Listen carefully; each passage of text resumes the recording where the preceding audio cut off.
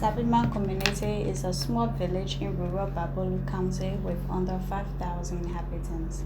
Like most rural communities in Liberia, most of its inhabitants are small-scale farmers.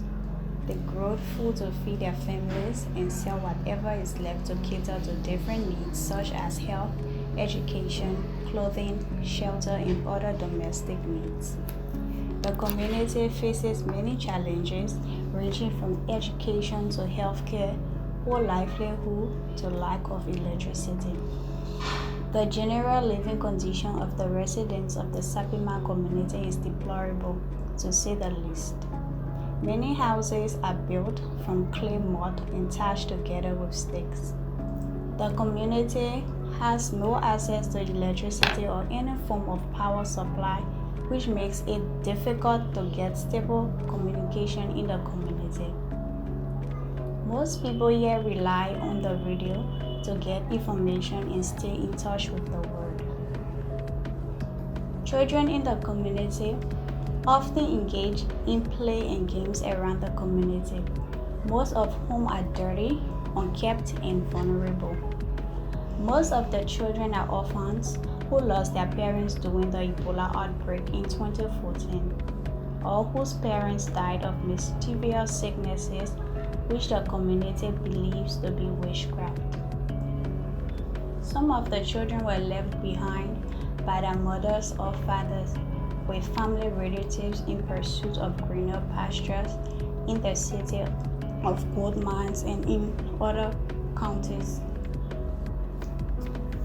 The community has an elementary school that most of the kids attend called the Sappimah Public School, which only offers classes from ABC to 6th grade.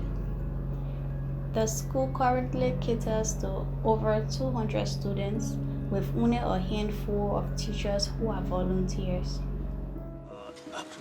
You can see the school doesn't have enough chairs. Government already supplying the school with instructional materials. Parents are burdened with getting school-related materials such as books, uniforms, and contributions to keep the school running, which are most times unaffordable. Now you say, the one are going to slap. Now you say, the money business now because they are many for the money. They can be no slap no money. Now you say 5,500. So you know money now you say. Children from 7th grade and above are forced to commute long distances to the nearest high school in Gbarpolu district. In most cases, children who complete their elementary education at Sappimah Public School do not continue to high school.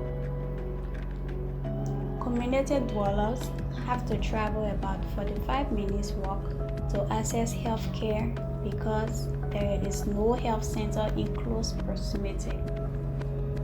Even at community level, there are no pharmacies or drugstores.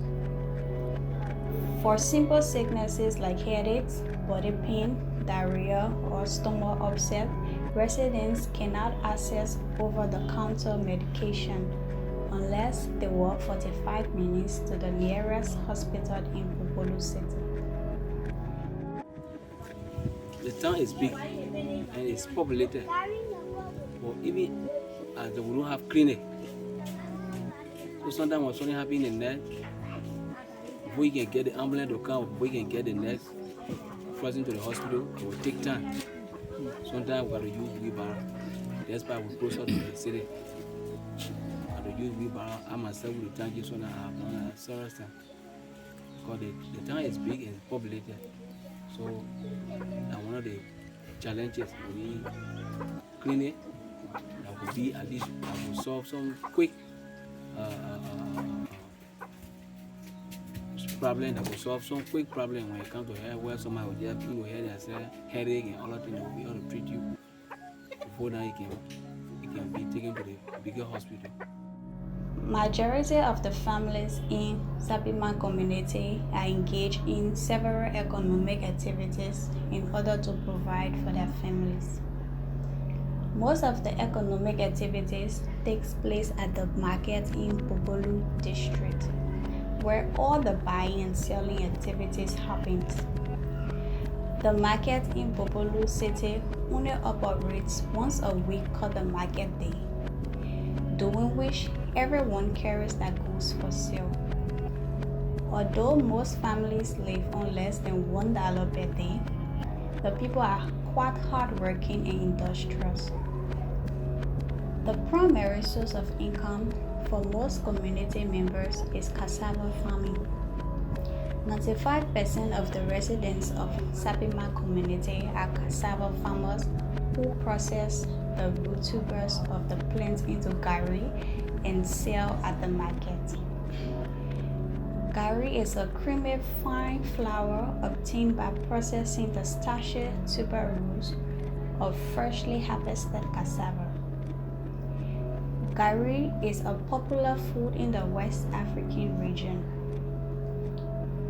Farmers grow cassava, which involves a substantial amount of physical tasks. It takes roughly 6 to 9 months before the cassava is harvested.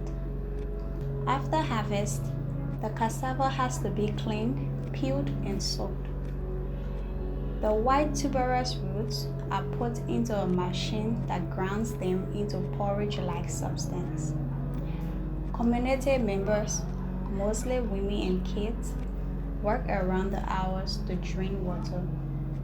Usually, that means putting porridge-like material in a bag, sealing it up, and applying weights to get the water out.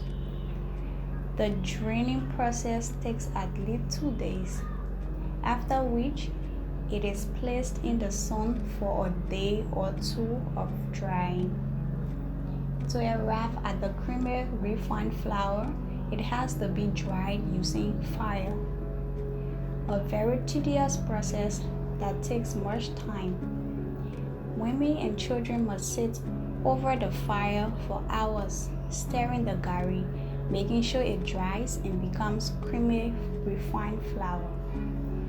The processed gari has to be transported by mostly motorcycles to nearby Gbarpolu City, where it is sold.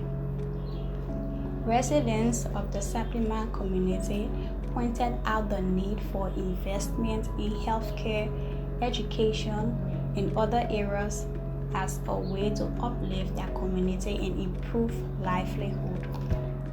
Challenges of the school, that is, we still need additional staff. And secondly, we'll also be telling them that, hey, instructional materials, you all need to help us in the process. Help